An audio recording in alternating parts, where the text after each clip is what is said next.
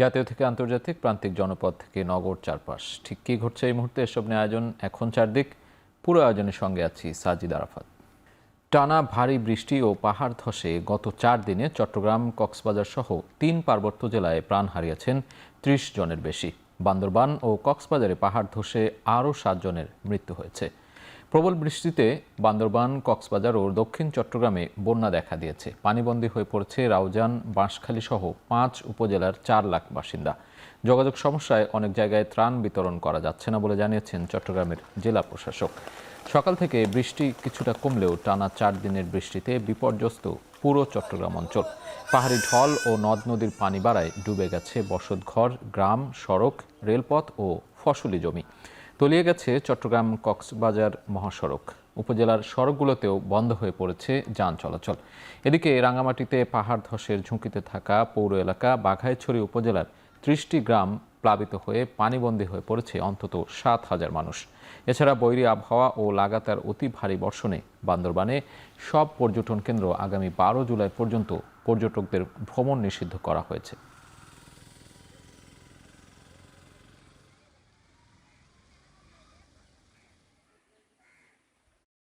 ইতিমধ্যেই ত্রাণ ও দুর্যোগ মন্ত্রণালয় থেকে আমাদের জন্য 200 মেট্রিক টন চাল এবং 10 লক্ষ টাকা বরাদ্দ দিয়েছে। আর আজকেই মাননীয় প্রধানমন্ত্রীর নিজস্ব তহবিল থেকে 20 লক্ষ টাকা আমাদেরকে বরাদ্দ দিয়েছে। এদিকে চট্টগ্রামের সন্দ্বীপে টর্নেডোর আঘাতে অন্তত 15 থেকে 20টি বসতঘর ও কয়েকটি দোকানপাট ক্ষতিগ্রস্ত হয়েছে। সকালে সন্দ্বীপ উপজেলার আদর্শপাড়া গ্রামে এ ঘটনা ঘটে। স্থানীয়রা জানান, টর্নেডোর তীব্র বাতাসে ঘরবাড়ির চালা উড়ে গেছে এবং কিছু ঘরে বৃষ্টির পানি ঢুকে পড়ে। তবে এ ঘটনায় কোনো প্রাণহানি বা আহতের খবর পাওয়া যায়নি। ক্ষতিগ্রস্ত এলাকা পরিদর্শন করেছেন স্থানীয় নেতারা। সামাজিক মাধ্যমে ছড়িয়ে পড়া ভিডিওতে দেখা যায় টর্নেডোর প্রবল বাতাসে ঘরবাড়ির স্থাপনা উড়ে যাচ্ছে এবং এলাকাবাসীর মধ্যে আতঙ্ক ছড়িয়ে পড়ে।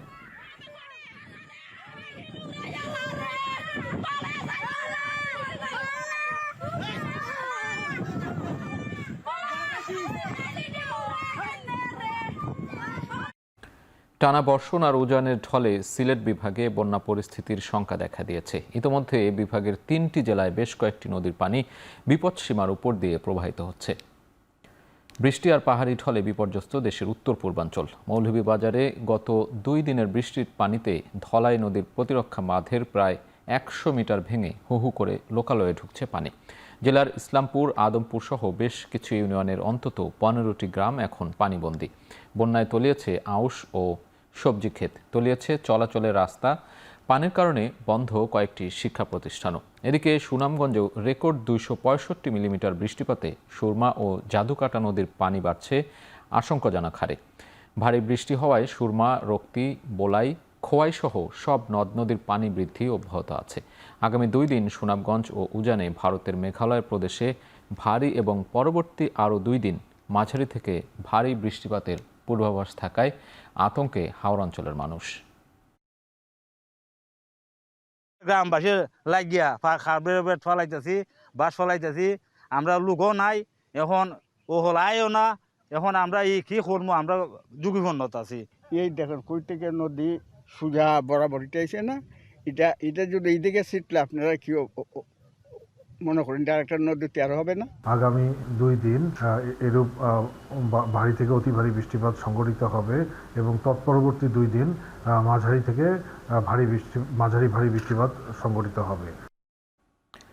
দেশের সাম্প্রতিক বন্যা কবলিত জেলায় পর্যাপ্ত ত্রাণ সরবরাহ ও ক্ষতিগ্রস্তদের পুনর্বাসনে সরকার সব ধরনের প্রস্তুতি নিয়েছে বলে জানিয়েছেন দুর্যোগ ব্যবস্থাপনা ও ত্রাণমন্ত্রী আসাদুল হাবিব দুলু। সংসদে প্রশ্নোত্তর পর্বে কথা বলেন তিনি। মন্ত্রী আরও বলেন, পানি নেমে যাওয়ার পরপরই ক্ষতিগ্রস্তদের ঘরবাড়ি মেরামত ও পুনর্বাসনের কাজ শুরু হবে। অধিবেশনে ভূমি প্রতিমন্ত্রী মীর হেলাল উদ্দিন জানান, প্রধানমন্ত্রীর নির্দেশে পাহাড়ি ঢল ও বন্যায় ক্ষতিগ্রস্ত পার্বত্য 3 জেলায় বিশেষ বরাদ্দ দেওয়া হয়েছে।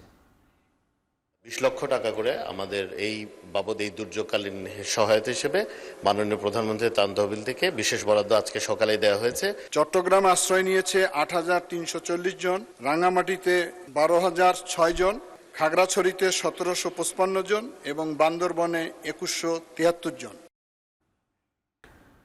পাহাড় ও শতবর্ষী গাছ কাটা বন্ধসহ পরিবেশের ভারসাম্য রক্ষার নির্দেশ দিয়েছেন প্রধানমন্ত্রী তারেক রহমান। তিনি বলেন, 5 বছরে 25 কোটি বৃক্ষরোপণ করে সবুজ বাংলাদেশ বানাতে চায় সরকার। সকালে রাজধানীর চীনমৈত্রী সম্মেলন কেন্দ্রে বিশ্ব পরিবেশ দিবস উপলক্ষে জাতীয় বৃক্ষরোপণ অভিযান ও বৃক্ষমেলার উদ্বোধন করেন প্রধানমন্ত্রী। এ সময় বিশ্বে বসবাসের অযোগ্য শহরের তালিকায় রাজধানী ঢাকা তৃতীয় স্থানে থাকায় উদ্বেগ জানান প্রধানমন্ত্রী। টেকসই সবুজ বাংলাদেশ বিনির্মাণে সবাইকে সচেতন হওয়ার পাশাপাশি সরকারকে সহযোগিতার আহ্বান জানান তিনি। সরকার প্রধান বলেন, প্লাস্টিক বর্জ্য কমিয়ে আনতে সরকার কাজ করছে। অনুষ্ঠানে পরিবেশ রক্ষায় বিশেষ ভূমিকা রাখায় 3 ব্যক্তি ও 3 প্রতিষ্ঠানকে জাতীয় পরিবেশ পদক 2025 এবং বন্যপ্রাণী সংরক্ষণ ও বৃক্ষরোপণে অবদান রাখায় বিভিন্ন প্রতিষ্ঠানকে জাতীয় পুরস্কার তুলে দেন প্রধানমন্ত্রী।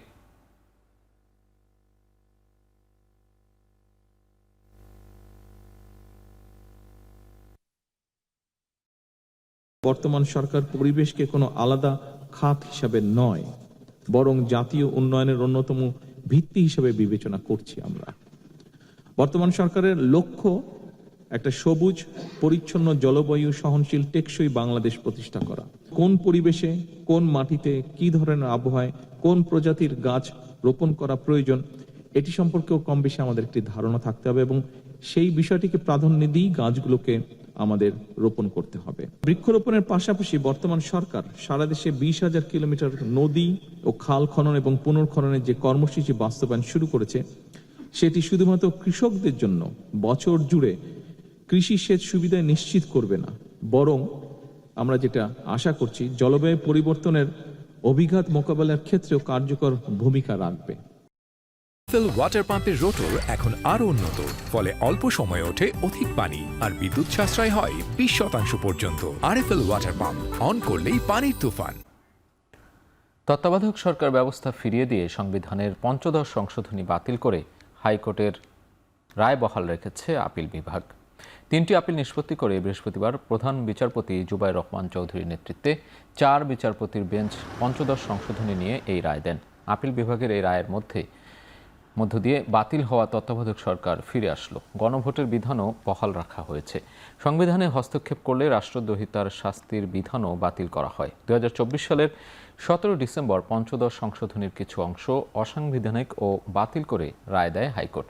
এ রায়ের পর তত্ত্বাবধায়ক সরকার ফেরার পথ খুললেও কিছু জটিলতা থেকে যাওয়ায় হাইকোর্টে রায়ের বিরুদ্ধে পৃথক 3টি আপিল হয়। 2011 সালের 30 জুন জাতীয় সংসদে পাশ হয়েছিল 15 সংশোধনী। এতে তত্ত্বাবধায়ক সরকার বাতিলের রায়ের আলোকে সংশোধনী আনা হয়। এছাড়া নারীদের সংরক্ষিত আসন 50 করা হয়। অবৈধভাবে ক্ষমতা গ্রহণ করলে সংবিধান স্থগিত বা বাতিল করার শাস্তিসহ প্রায় 54টি বিষয় সংযুক্ত করা হয়েছিল এতে। 15 সংশোধনীটা বাতিল হওয়া প্রয়োজন ছিল, যাতে করে বাংলাদেশের সংবিধানে তত্ত্বাবধায়ক সরকার ব্যবস্থা পুনঃপ্রবর্তন করা যায়। এবং আজকে আপিল বিভাগ যদিও আমাদের আপিল খারিজ করে দিয়েছেন, কিন্তু তার অর্থ যেটা দাঁড়িয়েছে যে হাইকোর্টের রায় যেভাবে ছিল সেভাবেই বহাল থাকবে।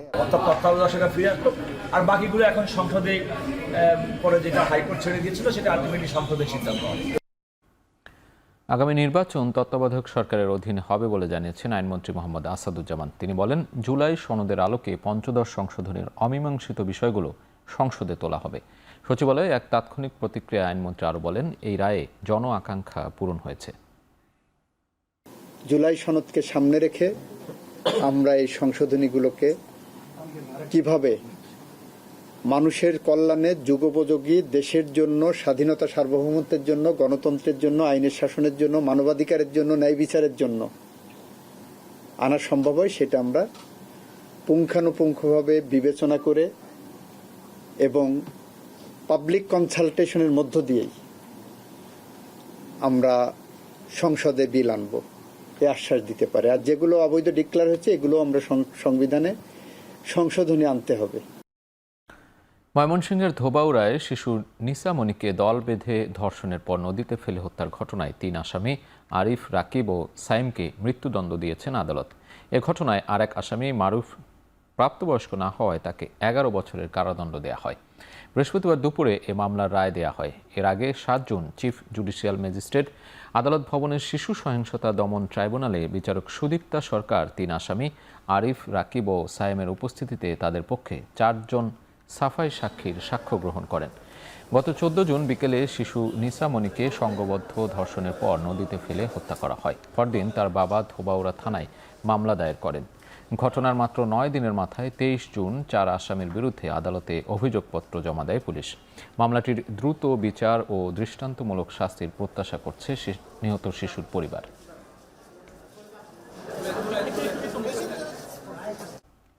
চট্টগ্রামের সীতাকুণ্ডে 8 বছরের শিশু ইরা মনিকে ধর্ষণ চেষ্টা ও হত্যা মামলায় একমাত্র আসামি বাবু শেখকে ফাঁসির দণ্ডাদেশ দিয়েছেন আদালত। মাত্র 13 কার্যদিবসে শেষ হলো বিচার কার্যক্রম। বিকেলে চট্টগ্রাম নারী ও শিশু নির্যাতন দমন ট্রাইব্যুনাল 4-এর বিচারক এই রায় ঘোষণা করেন। ফাঁসির আদেশের পাশাপাশি 2.5 লাখ টাকা জরিমানা করা হয়। এর আগে দুপুরে আসামিকে আদালতে হাজির করা হয়। এদিকে বাদী পক্ষের আইনজীবীর অভিযোগ, চট্টগ্রাম মেডিকেল থেকে দ্রুত ফরেনসিক রিপোর্ট পেলে এ রায় আরও দ্রুত সম্পন্ন হতো। তবে ফাঁসির রায়ে সন্তুষ্টি প্রকাশ করেন ভুক্তভোগীর পরিবার ও বাদী পক্ষের আইনজীবী। আদালত ও মামলার রায় সূত্রে জানা যায়, 1 মার্চ প্রলোভন দেখিয়ে ইরা মনিকে বাড়ি থেকে নিয়ে যায় অভিযুক্ত বাবু শেখ। পরে সীতাকুণ্ডের বোটানিক্যাল গার্ডেনের পাহাড়ি এলাকায় তাকে ধর্ষণ চেষ্টা করা হয়। তখন ধারালো অস্ত্র দিয়ে শিশুটির গলা কেটে পালিয়ে যায় অভিযুক্ত।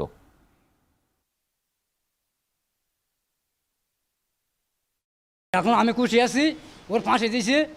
এখন আমি চাই ওর যত তাড়াতাড়ি ওর ফাঁসিটা কার্যকর হয়। বর্তমান যেটা রায় দিয়েছে এটা আমরা রাষ্ট্রপক্ষ সন্তুষ্ট প্রকাশ করেছি, বাদীপক্ষ সন্তুষ্ট প্রকাশ করেছে। মামলার 300 প্যানেল করে 302 ধারায় মৃত্যুদণ্ড দিয়েছেন, 1 বছর সাজা দিয়েছেন, 1 লক্ষ টাকা জরিমানা করেছেন, অনাদায়ে 1 বছর সাজা দিয়েছেন। এবং নারী শিশু 7 ধারায় যাবজ্জীবন দিয়েছেন, 1 লক্ষ টাকা জরিমানা করেছেন, অনাদায়ে আরও 1 বছর সাজা দিয়েছেন সশ্রম সাজা। বিজ্ঞ আদালতের কাছে নিবেদন ছিল, যেহেতু সে দোষ স্বীকার করছে, তার পরবর্তী আমরা কিছু সাজাকে কনসিডার করার জন্য বিজ্ঞ আদালতের আমার নিবেদন ছিল। এরপর বিজ্ঞ আদালত যে রায়টা সাজা মৃত্যুদণ্ড দিয়েছেন, তার এ রায়ে আমরা সন্তুষ্ট না, আমরা উচ্চ আদালতে যাব। দেশের উন্নয়নে প্রধানমন্ত্রীর প্রচেষ্টা কেউ যেন উস্কানি দিয়ে ব্যাহত করতে না পারে, সেদিকে খেয়াল রাখার তাগিদ দিয়েছেন প্রধানমন্ত্রীর রাজনৈতিক উপদেষ্টা ও দলের সিনিয়র যুগ্ম মহাসচিব রুহুল কবির রিজভী। সকালে নয়াপল্টনে দলের কেন্দ্রীয় কার্যালয়ের সংবাদ সম্মেলনে তিনি কথা বলেন। এ সময় তিনি বলেন, স্কুল ফিডিংয়ে যারা মানহীন খাবার দিয়েছে তাদের বিরুদ্ধে ব্যবস্থা নেওয়া হবে। দীর্ঘদিনের 1000 বছরের যে সাম্প্রদায়িক সম্প্রীতি এবং বিভিন্ন সম্প্রদায় যে নির্বিঘ্নে নির্ভয়ে নিরাপত্তার সাথে নিজ নিজ ধর্ম পালন এবং তাদের যে ধর্মীয় উৎসব এটি পালন করে এসেছে, এই সুমহান ঐতিহ্যকে কেউ যাতে কলঙ্কিত না করতে পারে, তাদের নিজস্ব ধর্মীয় আচার আচরণের ক্ষেত্রে, উৎসব পূজা পার্বণের ক্ষেত্রে মানে সেটির চর্চা করার সম্পূর্ণ অধিকার রয়েছে। ভোট কারচুপির কথা বলে জামায়াত স্বৈরাচারকে খুশি করছে এবং গণতন্ত্রকে প্রশ্নবিদ্ধ করেছে বলে মন্তব্য করেন বিএনপির ভাইস চেয়ারম্যান আসাদুজ্জামান রিপন। আর জামায়াতের সহকারী সেক্রেটারি জেনারেল হামিদুর রহমান আজাদ বলেন, সংসদে গণভোটের বাস্তবায়ন না হলে জনগণকে নিয়ে রাজপথেই রায় বাস্তবায়নের শেষ ঠিকানা। ঢাকা রিপোর্টার্স ইউনিটিতে জুলাই গণ অভ্যুত্থানের 2য় বার্ষিকী উপলক্ষে এবি পার্টির আয়োজিত আলোচনা সভায় এসব মন্তব্য করেন তারা। অনুষ্ঠানে বিএনপির ভাইস চেয়ারম্যান আসাদুজ্জামান রিপন বলেন, শেখ হাসিনার দেশে ফেরার কোনো সুযোগ নেই। বলেন, 17 বছরে রাষ্ট্রের গুরুত্বপূর্ণ প্রতিষ্ঠানগুলোকে পরিকল্পিতভাবে দুর্বল করা হয়েছে, তাই কাঙ্ক্ষিত পরিবর্তন এখনও দৃশ্যমান নয়। আর জামায়াতের সহকারী সেক্রেটারি জেনারেল বলেন, জুলাই আন্দোলনের লক্ষ্য ছিল শুধু সরকার পরিবর্তন নয়, রাষ্ট্রের চরিত্র পরিবর্তন। সভায় এনসিপির সদস্য সচিব আক্তার হোসেন বলেন, গণভোটে জনগণের দেয়া রায় বাস্তবায়ন না হলে তা দেশের জন্য শুভ হবে না। নাগরিক ঐক্যের সভাপতি মাহমুদুর রহমান মান্না অভিযোগ করেন, ঐকমত্য কমিশনের আলোচনায় যে সিদ্ধান্তগুলো এসেছে সরকার তার কোনোটি কার্যকর করেনি, ফলে সংস্কার ও পরিবর্তনের প্রত্যাশা এখনও পূরণ হয়নি বলে মন্তব্য করেন তিনি।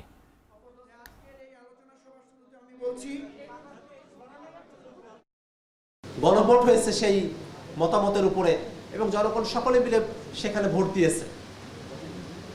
সেই 70% ভোট যেটা গণভোটের জন্য, সেই ভোটটাকে এখন আর তারা গ্রাহ্য করছে না। সেটা সংস্কার যে আমার জীবন বদলে দেয়, যে আমাকে মানুষের মতো ভাবতে শেখায়, যে আমাকে মানুষের মতো বাঁচবার একটা সুযোগ করে দেয়, সেই রকম যতগুলো সংস্কার ছিল তার একটা সংস্কার এই পর্যন্ত বাস্তবায়িত হয়নি। রাজপথের আন্দোলনের মাধ্যমে সমাধান খুঁজতে হবে, জনতার পার্লামেন্টের সমাধান হবে। আদালত বিচার সুষ্ঠুভাবে না করলে জনগণের আদালতে বিচার হবে ইনশাআল্লাহ। মানুষ খুনের অভিযোগ ওনার উপরে আছে, উনি বাংলাদেশকে ধ্বংস করে দিলেন, লক্ষ লক্ষ কোটি টাকা পাচার করেছেন।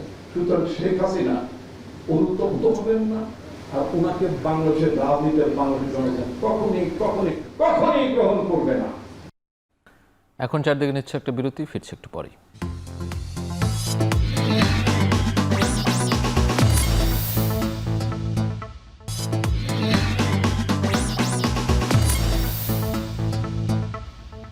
ফিরে এলাম বিরতির পর, দেখছেন এখন চারদিক। 192টি নগর স্বাস্থ্যকেন্দ্র আলো ক্লিনিকের মধ্য দিয়ে নিম্ন ও মধ্যম আয়ের মানুষের দোরগোড়ায় স্বাস্থ্যসেবা সম্প্রসারণে সরকার কাজ করছে বলে জানিয়েছেন স্বাস্থ্যমন্ত্রী সরদার সাখাওয়াত হোসেন।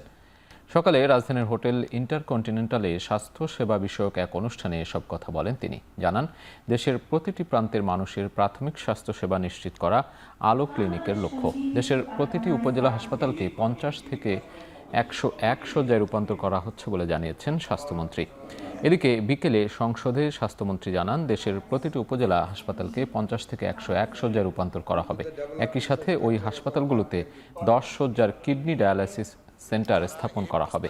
পাশাপাশি চলতি বছরেই 100টি হাসপাতালে নতুন অ্যাম্বুলেন্স বিতরণ করা হবে। সমস্ত কাজ আমরা এগিয়ে নিয়ে যাচ্ছি মাননীয় স্পিকার। মাননীয় প্রধানমন্ত্রীর নির্দেশে প্রত্যেকটা হাসপাতালে আমরা 10 শয্যা বিশিষ্ট কিডনি ডায়ালাইসিস সেন্টার বাংলাদেশের প্রত্যন্ত গ্রামাঞ্চলে ছড়িয়ে দিতে যাচ্ছি মাননীয় স্পিকার। শুধু তাই নয়, প্রত্যেকটি হাসপাতালের জন্য আজকে ফিজিবিলিটি স্টাডির নির্দেশ দিয়েছি। প্রত্যেকটা উপজেলা হাসপাতালে ল্যাব, প্যাথ ল্যাব আমরা স্থাপন করতে যাচ্ছি, মেশিনারিজ ইম্পোর্ট করতে যাচ্ছি, যাতে করে গ্রামের মানুষ আর ক্লিনিকের খপ্পরে না পড়তে হয়, সঠিক ইনভেস্টিগেশন যাতে পায় মাননীয় স্পিকার, সেটা আমরা করতে যাচ্ছি। কোনো নির্দিষ্ট জেলার উন্নয়ন নয়, দেশের যেসব জেলায় যতটুকু উন্নয়ন ঘাটতি রয়েছে ততটুকু পূরণ করার চেষ্টা হচ্ছে বলে মন্তব্য করেছেন স্থানীয় সরকার প্রতিমন্ত্রী মীর শাহে আলম। সকালে বাংলাদেশ সেক্রেটারিয়েট রিপোর্টার্স ফোরাম আয়োজিত সংলাপে কথা বলেন তিনি। স্বাভাবিক কারণেই আমরা বগুড়াকে কোনো উদাহরণ তৈরি করতে চাই না। বগুড়ার যে সমস্ত উন্নয়ন ঘাটতি ছিল এগুলো পূরণ করবার জন্য আমি বগুড়ার মন্ত্রী হিসাবে একটু দৌড়াদৌড়ি করেছি, চেষ্টা করেছি। এটা তো স্বাভাবিক যে আমি কোথাও গেলে বললে আমাদের কাজটা হবে। আমরা হেয় প্রতিপন্ন মাঝে মাঝে হলে খুব একটা খারাপ লাগে না, কারণ রাজনীতি করি তো, সবাই আমাদেরকে খুশি করবে তা না, কখনো গালি দিবে, কখনো ভালো বলবে, কিন্তু আমাদের সম্বন্ধে নেগেটিভ কিছু গেলে এটা পরিবার নিতে পারে না, আত্মীয় স্বজনের কাছে এটা খারাপ লাগে। 15 জুনের মধ্যে সায়েদাবাদ বাস টার্মিনালের অবৈধ কাউন্টার দোকানপাট সরাতে আলটিমেটাম দিয়েছেন ঢাকা দক্ষিণ সিটি কর্পোরেশনের প্রশাসক আব্দুস সালাম। সকালে সায়েদাবাদ বাস টার্মিনাল পরিদর্শন শেষে সাংবাদিকদের এই কথা বলেন তিনি। প্রশাসক বলেন, এই সময়ের মধ্যে না সরলে মোবাইল কোর্টের মাধ্যমে অভিযান পরিচালনা করা হবে। পাশাপাশি যাত্রীদের বাধ্যতামূলকভাবে টার্মিনালের ভেতর থেকে বাসে উঠতে হবে। রাজধানীর যানজট কমানো এবং সড়কে শৃঙ্খলা ফেরাতে আগামী 3 থেকে 4 মাসের মধ্যে আন্তজেলা বাস টার্মিনাল কাঁচপুরে ও গুলিস্তান টার্মিনাল বুড়িগঙ্গার অপর পাশে নেয়ার পরিকল্পনার কথাও জানান তিনি।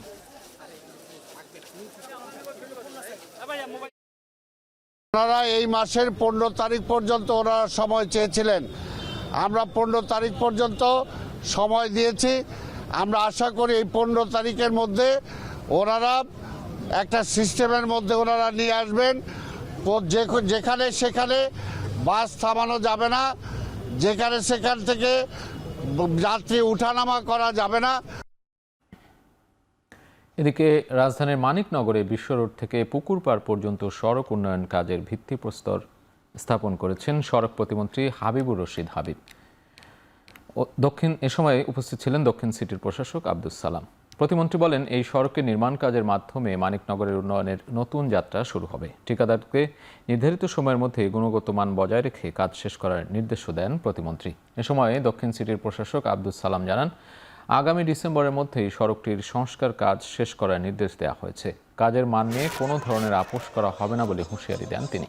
এদিকে চলমান ডেঙ্গু ও চিকুনগুনিয়ার প্রাদুর্ভাবের কথা উল্লেখ করে দক্ষিণ সিটির প্রশাসক নগরবাসীকে সচেতন থাকার আহ্বান জানান। পাশাপাশি মশার প্রজনন স্থল ধ্বংসে সবাইকে নিজ নিজ অবস্থান থেকে সহযোগিতা করারও অনুরোধ করেন তিনি।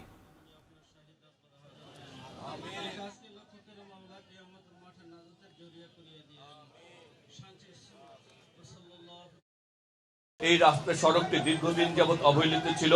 এই এলাকার মানুষ উন্নয়ন থেকে বঞ্চিত ছিল।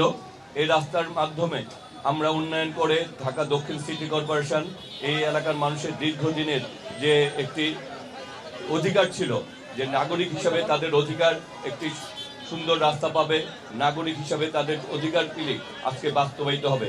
উন্নয়নে আমরা বিশ্বাস করি এবং এখানে যে কন্ট্রাক্টর কাজ করবেন পরিষ্কার কথা মান সম্পন্ন যদি না হয় তাহলে কিন্তু আপনার কন্ট্রাক্টরই থাকবে না। আর এখানে আরো যে সমস্ত কাজ হচ্ছে বিভিন্ন রাস্তায়, বলতে চাই বিভিন্ন কন্ট্রাক্টরদের গাফিলতির কারণে সময় দীর্ঘ সময় পার হচ্ছে। কোনোভাবেই কিন্তু সেই দীর্ঘায়িততা আমরা কামনা করি না। যুদ্ধের কারণে পোশাক রপ্তানি গতি পায়নি। পাশাপাশি বিভিন্ন দেশে যুক্তরাষ্ট্রের শুল্ক আরোপের কারণে বৈশ্বিক ব্যবসার মন্দাভাবও বাংলাদেশের পোশাক রপ্তানিতে প্রভাব ফেলেছে। সকালে সচিবালয়ে এক অনুষ্ঠান শেষে এসব বলেন বস্ত্র ও পাটমন্ত্রী খন্দকার আব্দুল মুক্তাদির। বন্ধ শিল্প কারখানা চালু করতে পাটকল কর্পোরেশন ও জুট অ্যালায়েন্স লিমিটেডের সাথে চুক্তি স্বাক্ষর হয়। অনুষ্ঠান শেষে মন্ত্রী বলেন, বিশ্বব্যাপী চলমান সমস্যা কেটে গেলে পোশাকের রপ্তানি বাড়বে। জানান, সরকারের মালিকানাধীন সবগুলো মিল কারখানা পুনরুজ্জীবিত করতে সরকার পূর্ণ গতিতে কাজ করছে। অব্যবহৃত সম্পদ কিভাবে কাজে লাগানো যায় এবং কর্মসংস্থান সৃষ্টি করা যায় সে বিষয়েও সরকার কাজ করছে বলে জানান তিনি। চুক্তি সম্পাদনের আজকের এই আমেরিকান ট্যারিফের হঠাৎ প্রচলিত বিধি ব্যবস্থার বিরুদ্ধে গিয়ে হঠাৎ করে একটা ভিন্ন ট্যাক্সেশনের সিদ্ধান্তের কারণে এই বৈশ্বিক অর্থনীতিতে তো একটা মৃদু একটা মন্দাভাব আছে, বিশেষত ওইসব দেশে। তো যেই কারণে কনজিউমার স্পেন্ডিংটা প্রত্যাশিত মাত্রার কনজিউমার স্পেন্ডিং হচ্ছে না। প্রত্যেকটা জায়গায় দেখবেন আপনি কনজিউমার স্পেন্ডিংয়ের প্রত্যাশিত প্রবৃত্তি নাই। তো এই জিনিসগুলি কেটে গেলে ইনশাল্লাহ আমরা এক্সপোর্টের ক্ষেত্রেও আমাদের কাঙ্ক্ষিত গতিতে ফেরত যাব। রাজশাহীর চারঘাটে 7 বছরের এক শিশুকে ধর্ষণের ঘটনায় দায়ের করা মামলার অভিযুক্তকে গ্রেপ্তার করেছে র্যাব। গ্রেপ্তারকৃত যুবকের নাম দেবচন্দ্র দাস, তার বয়স 22 বছর। বৃহস্পতিবার সকালে রাজশাহী র্যাব 5-এর সদর দপ্তরে আয়োজিত এক সংবাদ সম্মেলনে এই তথ্য নিশ্চিত করেন কোম্পানি কমান্ডার মেজর মঞ্জুরুল কবির। তিনি জানান, চারঘাট উপজেলার আরজি সাদিপুর এলাকার বাসিন্দা দেবচন্দ্র দাস বুধবার তার প্রতিবেশী 7 বছর বয়সী এক শিশুকে টিভি দেখানো ও খাবারের প্রলোভন দেখিয়ে নিজ বাড়িতে নিয়ে যায়। সেখানে ভয়ভীতি দেখিয়ে শিশুটিকে জোরপূর্বক ধর্ষণ করে সে। সন্তানকে অনেকক্ষণ দেখতে না পেয়ে খোঁজাখুঁজি শুরু করেন শিশুটির মা। এক পর্যায়ে অভিযুক্ত দেবচন্দ্র দাসের বাড়ি থেকে শিশুটিকে উদ্ধার করেন তিনি।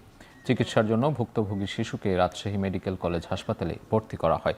এ ঘটনায় বুধবার বিকেলেই ভুক্তভোগী শিশুর বাবা বাদী হয়ে দেবচন্দ্র দাসকে আসামি করে একটি ধর্ষণ মামলা দায়ের করেন। মামলার মাত্র 8 ঘন্টার মধ্যে আসামিকে গ্রেপ্তার করা হয়।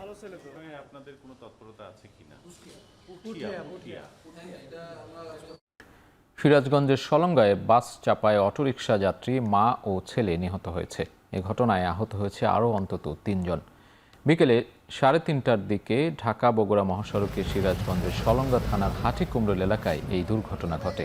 হাটিকুমরুল হাইওয়ে থানার অফিসার ইনচার্জ ইসমাইল হোসেন বলেন, ঢাকা বগুড়া মহাসড়কের হাটিকুমরুল এলাকায় বগুড়া থেকে ঢাকাগামী যাত্রীবাহী বাস একটি অটোরিকশাকে চাপা দিয়ে দ্রুত চলে যায়। এতে ঘটনাস্থলেই অটোরিকশা আরোহী মা ও ছেলে নিহত হয়।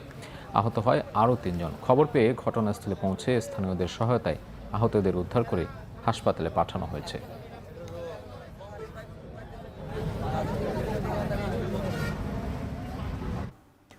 এ পর্যায়ে নিচ্ছে আরেকটি বিরতি, ফিরছি একটু পরেই।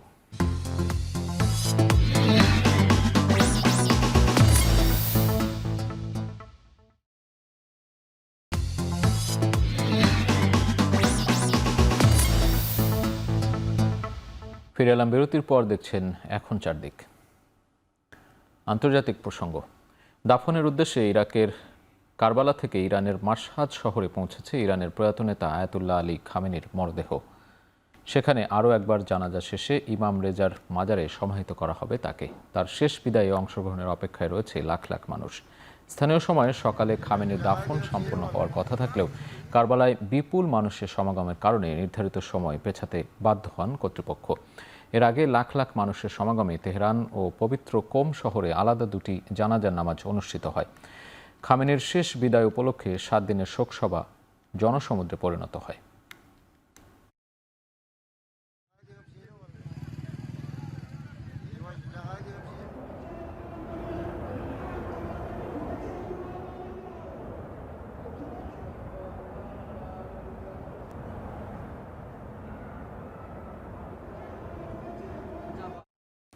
এদিকে ইরানের প্রয়াত সর্বোচ্চ ধর্মীয় নেতা আয়াতুল্লাহ আলী খামেনির বাসস্থানের ধ্বংসাবশেষের ভিডিও প্রকাশ করা হয়েছে। গেল 28 ফেব্রুয়ারি এখানেই যুক্তরাষ্ট্র ইসরায়েলের হামলায় নিহত হন ইরানের 3.5 দশকের নেতা। ওই হামলাতেই গুড়িয়ে যায় পুরো স্থাপনাটি। খামেনির দাফন সামনে রেখে বুধবার প্রথম প্রকাশ করা হয় ভিডিওটি। ভিডিওটি কবে ধারণ করা হয় সে বিষয়টি স্পষ্ট নয়। তবে 28 ফেব্রুয়ারির স্যাটেলাইট ছবিতেও খামেনির অবস্থানের এই কমপ্লেক্সটি ধ্বংসের তথ্য পাওয়া গিয়েছিল।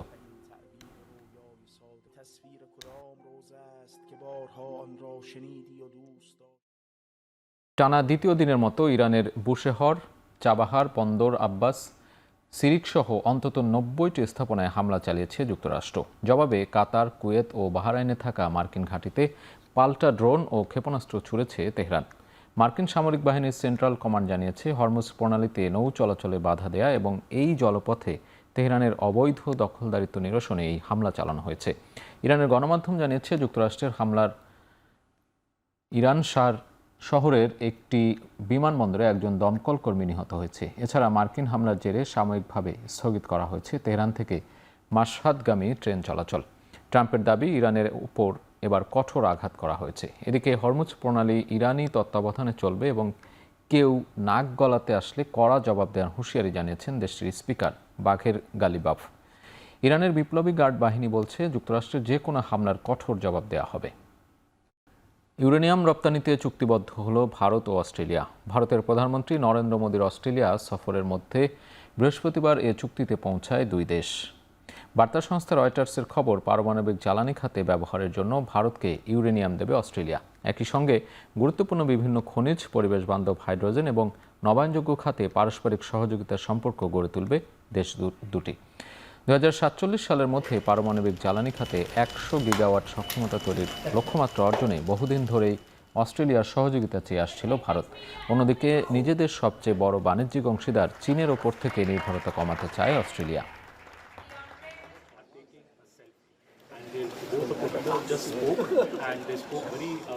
glowingly about each other, and when you see in fact all standards 2026 সালে বৈশ্বিক প্রবৃদ্ধি কমে 3% এবং 2027 সালে তা বেড়ে 3.4% দাঁড়াবে, এমন পূর্বাভাস দিয়েছে আন্তর্জাতিক মুদ্রা তহবিল IMF। জুলাই মাসের প্রতিবেদনে বলা হয়েছে মধ্যপ্রাচ্যের যুদ্ধের কারণে চলতি বছরে বৈশ্বিক অর্থনীতিতে কিছুটা মন্দা দেখা দিয়েছে, যা আগের বছরের তুলনায় 0.5% কম। তবে কৃত্রিম বুদ্ধিমত্তার অগ্রগতি এবং এর ব্যবহারে বৈশ্বিক প্রযুক্তি খাতে উন্নতি ঘটায় অর্থনীতি কিছু সম্প্রসারিত হয়েছে। এদিকে চীনের অর্থনীতি 2026 সালে 4.6% এবং 2027 সালে 4.1% হারে বৃদ্ধি পাবে বলে পূর্বাভাস দিয়েছে IMF। বৈশ্বিক ঋণদাতা সংস্থাটি জানিয়েছে বিশ্বব্যাপী তেলের ক্রমবর্ধমান দাম বৃদ্ধি, যুদ্ধের অনিশ্চয়তা এবং কাঠামোগত কারণে চীনের অর্থনৈতিক কর্মকাণ্ডের ওপর কিছুটা বিরূপ প্রভাব পড়বে।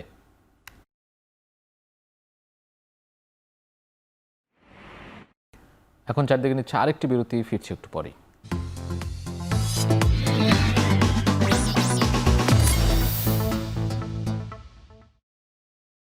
এখন চারদিকে এখন টেলিভিশন ওয়েবসাইটে দেখতে ভিজিট করুন এখন.com। এছাড়া ফেসবুকে দেখতে ভিজিট করুন facebook.com/tv.এখন। ইউটিউবে দেখতে ভিজিট করুন youtube.com/c/echontv।